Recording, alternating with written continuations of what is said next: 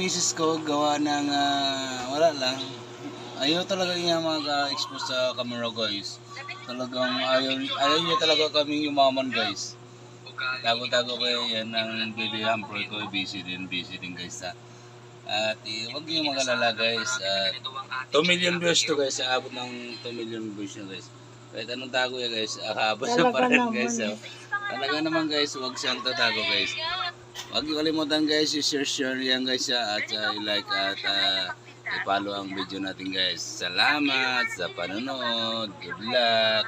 Bye-bye. Thank you guys sa patuloy nyo guys ang supporter sa Course and Share Vlog guys. Salamat sa inyong mga lodi ha.